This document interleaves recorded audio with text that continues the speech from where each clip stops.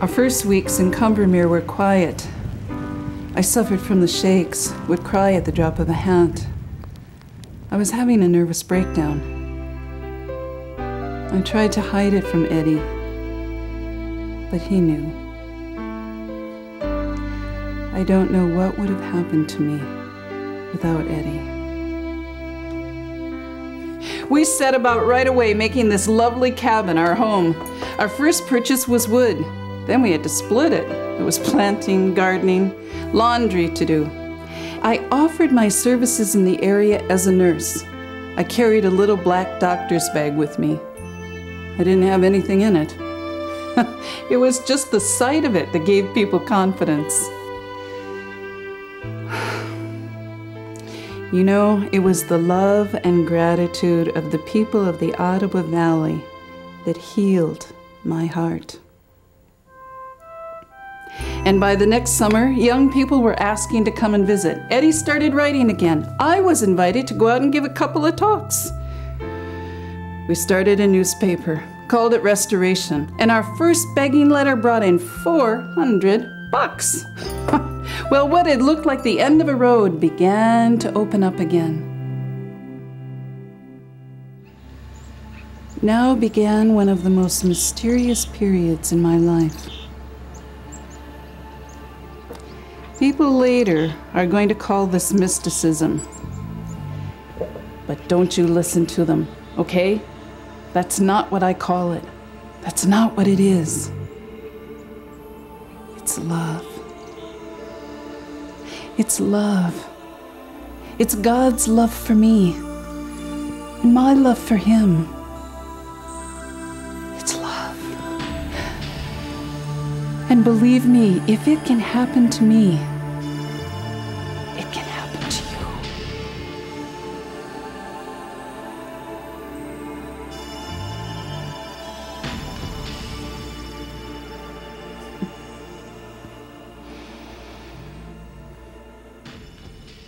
I heard that year that Pope Pius XII was convening a lay congress in Rome. Now, this was the first time in church history that a pope was asking lay people to come so that he could talk to them. I wrote Bishop Smith and I asked him. He made me his official lay delegate to the Congress. This was one of the most exciting times in my life. Now, during the Congress, I had learned that Monsignor Montini, the Papal Secretary of State, and soon to be Paul VI, wanted to see me in his office. Well, I figured somebody had told him about Harlem and Toronto and he was going to kick me out. So I arrived in his office, shaking in my shirt.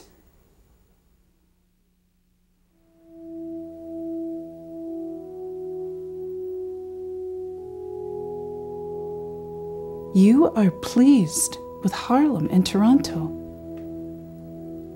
The Holy Father is... Monsignor, excuse me, forgive me for interrupting, but you have been misinformed.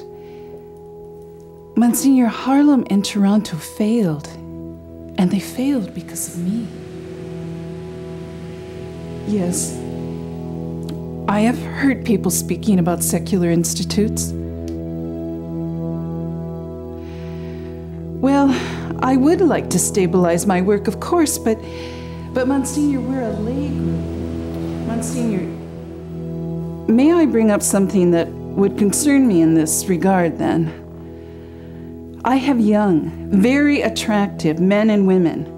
Now, they're going to take a promise or a vow of chastity, and then I'm going to assign them to live in the same house together? Before leaving, Monsignor Montini told me that the Pope wanted to see me in a private audience the next day. I passed out. When my name was called, I entered a beautiful room, all in red. Tall, graceful windows let in the morning sun. Suddenly a door opened and there he was. His eyes embraced me with tenderness as he approached. Madame has suffered much. I bowed my head as tears began to flow down my cheeks. Persevere, Madame. Persevere, no matter what the cost. For on groups such as yours will depend the fate of the Church and our own person. So persevere.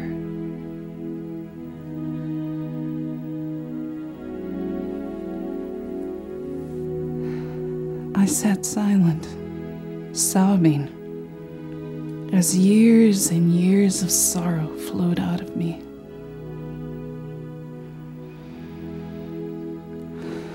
And before I knew it, the audience was over.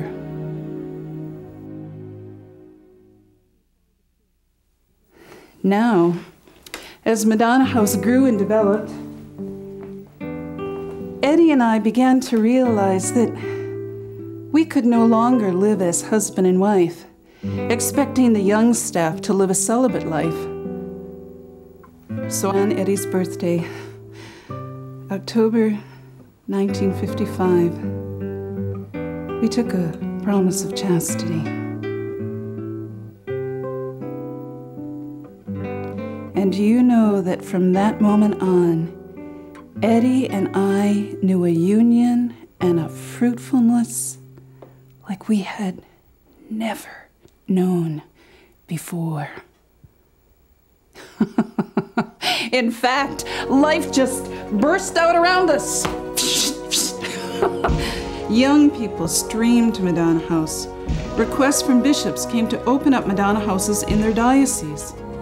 And honest to Pete, we had to buy a farm in order to feed the hundreds of people that were coming to us. And as soon as we built a building, it was full. I could see now that I needed to train the staff in a definite way, so I began a series of letters. February 21st, 1956. Dearly beloved, today I want to talk about hospitality. Now let's get this straight. August 29th, 1957. Dearly beloved, it is the mystery of God's love that He is going to take your puny efforts at washing the dishes, and with these, beloved, He will win souls for Himself. May 19th, because you see, 1959. When in the hell are you people gonna wake up and realize that our time is now? Now, not tomorrow, now.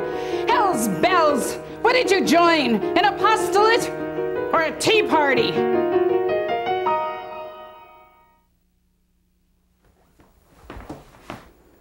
You tell me now. Why didn't Madonna House fail like Harlem and Toronto had? You can see I didn't change much. You want to know the truth? The truth is, I was just a poor, lousy sinner. But I loved God, and this love drew me like a magnet to people. I loved Him passionately in them. It didn't matter who they were, the wounded, the broken, the rich, the poor. It didn't matter. I loved them because I loved Him.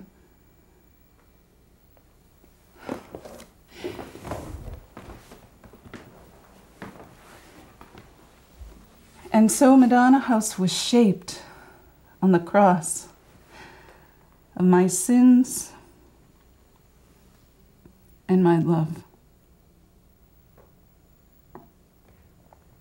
And then there was Eddie. Oh, my beloved Eddie.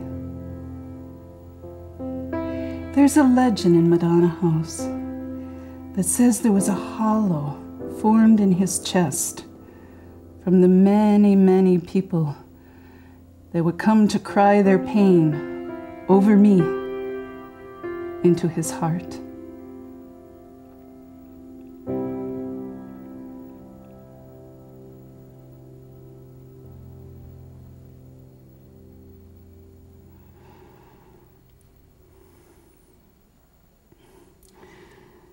The 60s were a time of turmoil. The whole world felt like a volcano ready to explode. and I wondered how we should respond to it. I was out for a walk one day near our farm. It was the height of summer. And there on the edge of a meadow, I saw an old farmhouse. A pustynia. A pustynia. Suddenly, memories of Russia washed over me. I had folded them up years ago, wrapped in the linen of memories, and now God was unwrapping them. You see, for a Russian, a pustynia is a desert, but it's a very special kind of desert. For us, it is a lonely place, a holy place. It is where we would go to pray and to fast and then to wed the world to God. I sat on the steps of that old farmhouse for a long time, and images of Russia just crashed over me.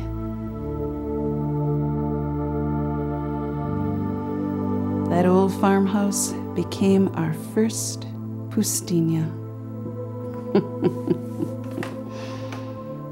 Funny, huh? An Eastern way of prayer for a Western problem. I decided to go into pustynia myself for 5 days to pray and fast for a word specifically for Madonna House. And it was there that I heard Nazareth. Of course. Why hadn't I thought of it before? Nazareth. It was so obvious. An ordinary life, monotonous, humdrum, no visible results. But a community of love. You see, we need to be poor. You and I, we need to be poor.